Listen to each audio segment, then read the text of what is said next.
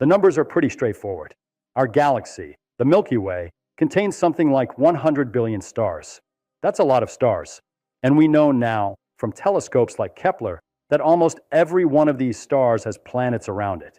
Many of them are in what we call the habitable zone, that sweet spot where water could be liquid, where life as we understand it could exist. If life is common, and I mean genuinely common, then why is it so quiet out there?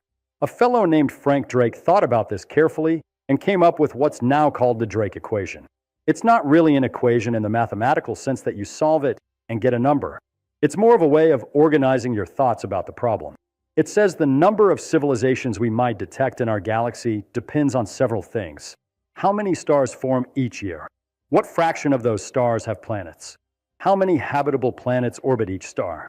What fraction of those planets develop life? What fraction of those with life develop intelligent life?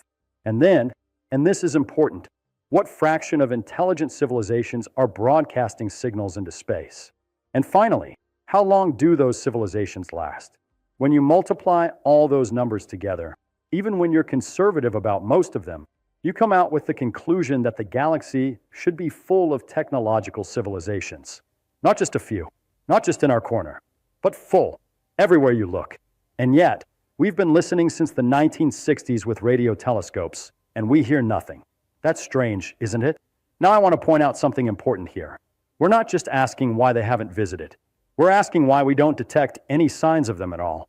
No signals, no radio broadcasts, nothing. And this is really puzzling because we know that advanced civilizations would have had time. Our galaxy is over 10 billion years old. If intelligent life emerged somewhere else in the galaxy, even a few million years before us, they would have had an enormous amount of time to spread out, to colonize, to build things we could see. Even with relatively slow spacecraft, say 1% the speed of light, you could colonize the entire galaxy, all 100,000 light years of it, in just 1,000,000 years or so. 1,000,000 years sounds like a long time, but in cosmic terms, it's nothing. The galaxy is billions of years old. So where is everybody? This bothered people for a long time. And eventually, someone said, well, there must be some kind of filter, some barrier that life has to cross. And most of the time, civilizations don't make it across. This is called the Great Filter, and it's a clever idea. It says that somewhere on the path from simple chemistry to intergalactic civilization, there's something that stops almost everything. It's like a wall that almost no one gets over. Now here's the thing about the Great Filter that keeps scientists awake at night. It has to be somewhere. Either it's behind us, or it's in front of us. And those mean very different things. If the Great Filter is behind us, if it's already happened, then it might mean that the emergence of life itself is incredibly rare. Or maybe it's the jump from simple single-celled organisms to complex multi-celled ones. That jump happened on Earth, but maybe it almost never happens anywhere else. Or maybe intelligence itself is incredibly rare. If that's true, then we're probably alone, or nearly alone, because we made it through something that almost nothing else does. That would be kind of nice in a way. It would mean we don't have to worry about advanced civilizations destroying themselves or anything like that. We just happen to be lucky. But if the Great Filter is in front of us, that's a different story. That means that intelligent civilizations typically don't last very long. They arise, they get clever, they develop technology, and then something happens. Maybe they destroy themselves. Maybe they run out of resources. Maybe they stop being interested in space exploration and turn inward to virtual worlds or something. But whatever it is, they don't last long enough to spread across the galaxy or to be visible to us. And if that's true, then we better worry. Because we're a young civilization, and if the filter is ahead of us, we might be about to hit it ourselves. Now I want to tell you about something that a group of scientists figured out recently. If you take the Fermi paradox seriously, if you accept that intelligent life probably emerges fairly often, but we see no signs of it, then you can work backwards and ask, how long must technological civilizations last? And the answer is pretty sobering. If life is common, if intelligence is common, then technological civilizations can't last very long. We're talking thousands of years, maybe 5,000 years at most. That's the upper limit. If they last longer than that, we would have detected them by now. Think about that for a moment. 5,000 years. We've had radio for about 100 years. Our whole technological civilization is only a few centuries old. So if that number is right, we've got maybe a few thousand years left before something happens. Before our civilization either stops broadcasting, or stops existing, or fundamentally changes in some way. Now let me ask you something. Why would a civilization stop lasting? What would cause it to end? There are several possibilities, and I want to think about each one carefully. First, they could destroy themselves. This is something that happened to us to some extent during the Cold War. We nearly did it. Two superpowers with nuclear weapons pointing at each other. If a relatively minor change had occurred, a false alarm, a miscommunication, anything like that, we could have ended our own civilization. Other civilizations might not be so lucky. They might actually do it. They develop nuclear weapons or biological weapons or something else we haven't even thought of, and then they use them, and that's it. They're gone. Second, they might run out of resources. This is something to think about too. A technological civilization uses energy, lots of it. It needs materials. It needs to be able to support its population and all its machines. Eventually, a single planet might not be enough. You need to expand to other planets to harness the energy of your star. And if you can't do that, if something prevents you from doing that, then maybe your civilization stagnates. Or maybe it collapses. Third, and this is something I find fascinating, they might simply lose interest. As a civilization becomes more advanced, it might turn its attention inward. Why spend enormous resources colonizing other star systems when you could create perfect virtual realities? Why bother with the physical universe when digital ones are better? You could create entire worlds inside a computer. Why leave home? This might sound silly, but think about it. Advanced civilizations might just decide that space exploration isn't worth the effort anymore. Fourth, there's always the possibility of catastrophe. Gamma ray bursts, asteroid impacts, supervolcanoes. The universe is full of disasters. A nearby star could explode and send radiation sweeping through the galaxy. It doesn't happen often, but if you wait long enough, it happens. Now here's where I want to focus this whole conversation, because I think this is the really interesting part.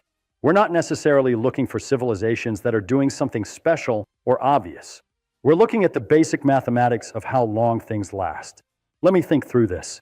The key variable in Drake's equation is L. That's the lifespan of a technological civilization. Everything else in the equation, how many stars there are, how many planets, how often life arises, how often intelligence arises, those are all pretty high. They're not zero. But L, the lifetime, that's the one thing that could be very small. And if L is small enough, then the whole equation makes sense. Here's a concrete example. The Milky Way is roughly 10 billion years old, but we've only been broadcasting for about 100 years. Before that, for thousands of years, we were silent. And in the future, in another 100 years, maybe we'll be silent again. Maybe we'll have better ways to communicate that don't leak out into space. Maybe we'll stop using radio altogether. So in the entire 10 billion year history of the galaxy, we're only detectable for a tiny sliver of time. Now imagine that every intelligent civilization has this same problem.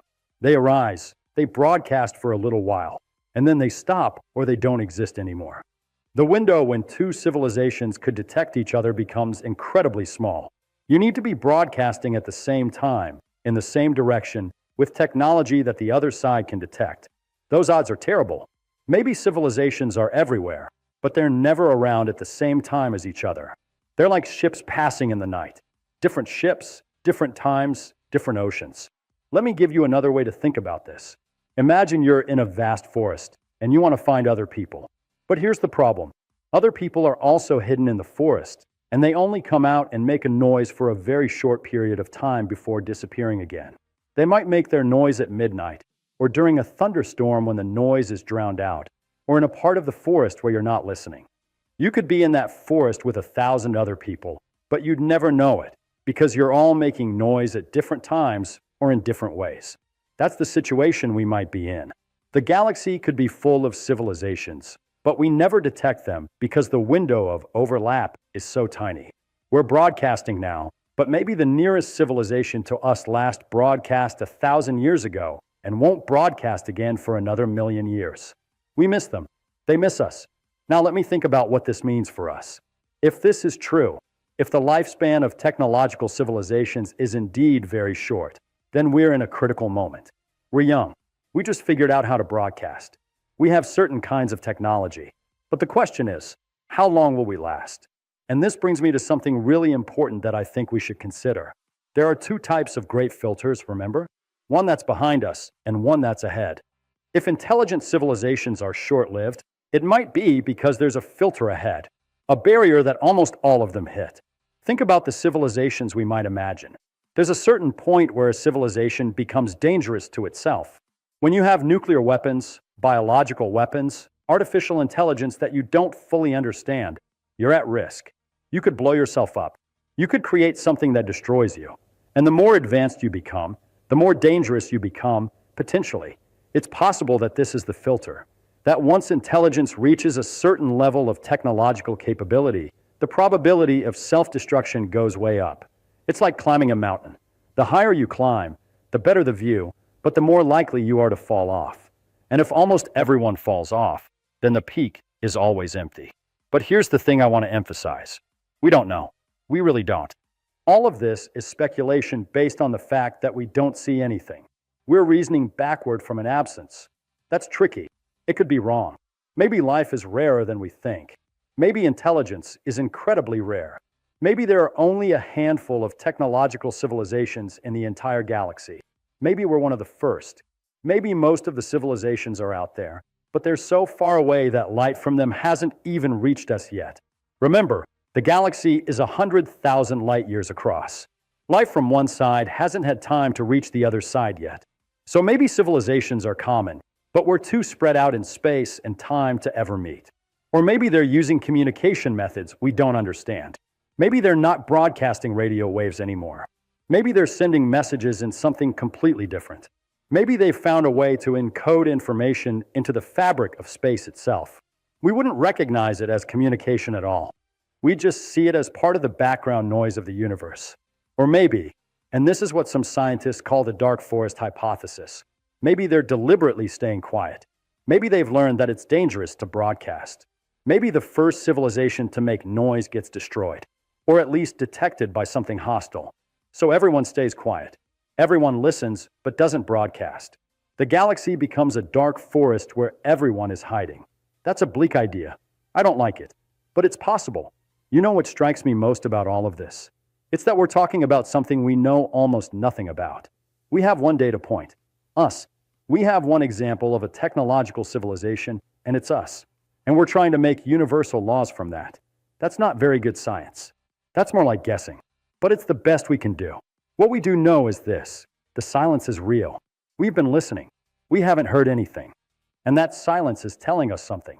Either there aren't many civilizations out there, or they don't last very long, or they're using methods of communication we can't detect, or they're deliberately hiding, or they're so far away that we haven't heard from them yet.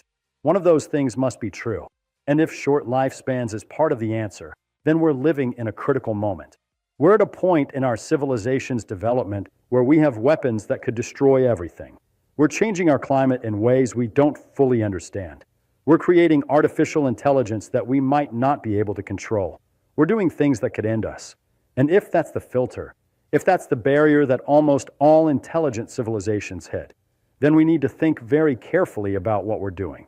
But here's what I really want to emphasize. We don't know. The universe is full of mysteries.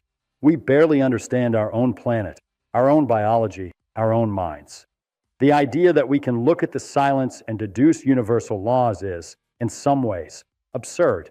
But we try anyway, because the alternative is not to think about it at all. The question, where is everybody, is maybe the wrong question. Maybe the right question is, why do civilizations end? Or what is it about intelligence that makes self-destruction so likely? Or is there something we can do to avoid becoming extinct? These are harder questions.